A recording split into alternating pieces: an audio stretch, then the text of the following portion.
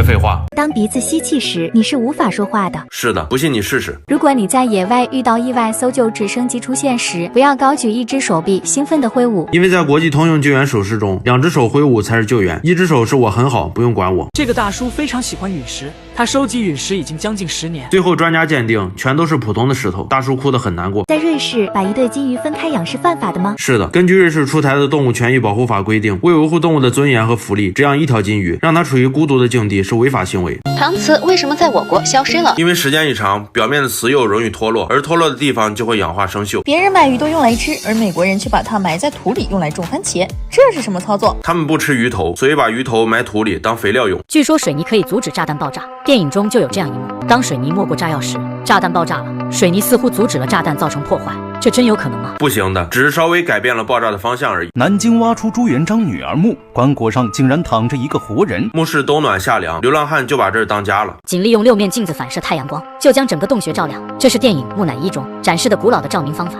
这能行得通吗？不行的。众所周知，男孩子是站着嘘嘘的，拉臭臭的时候是坐着或者蹲着。那在拉臭臭的时候突然想嘘嘘，会站起来嘘嘘吗？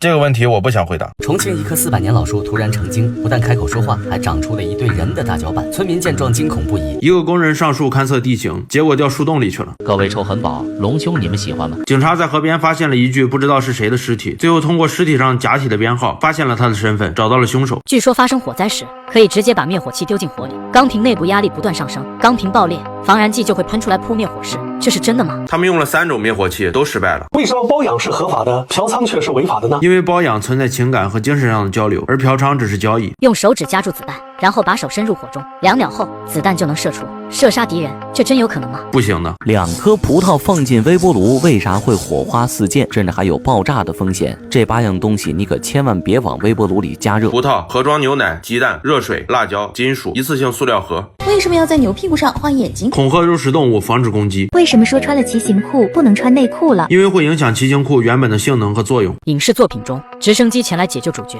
主角不得不抓紧起落架，克服强大的气流影响，爬上直升机，这真能做到吗？真的做到了。为什么女朋友的男性朋友叫蓝眼？因为蓝色加点黄色就变成了绿色。湖南女孩天生聋哑，20多年不会讲话，竟然在情人节当天被爱好打牌的丈夫气到开口讲话，这到底是怎么回事？情人节她丈夫非得出去打牌，女孩气了说不要。古代欧洲贵族女人到底有多脏？放到现在你恐怕都不敢娶。中世纪的贵族为了追求大白牙，他们会用尿漱口。在希腊神话中，奥德修斯一箭射穿了12个圆环，成功迎娶了美丽的妻子。但有人说现实世界这是绝不可能做到的。做到了。工地水鬼的工资有多高？没有任务的时候有5、6千的保底工资，有任务的时候下去一次2万左右。毕竟她曾是我挚爱的女人。这个人把他妻子杀了，做成了红烧肉。据说被埋在棺材里的人可以击破棺材逃出来，而电影里就有这样情节：女主被埋在地下6英尺处，她用寸拳打开了棺材盖，然后扒开泥土逃出升天。可现实中有这样的可能吗？没有。人类在水里能游得过河马吗？游不过。你知道大河马的嘴跟小河马的嘴对比有什么不一样吗？大河马的嘴更大。据说用上超级火箭锹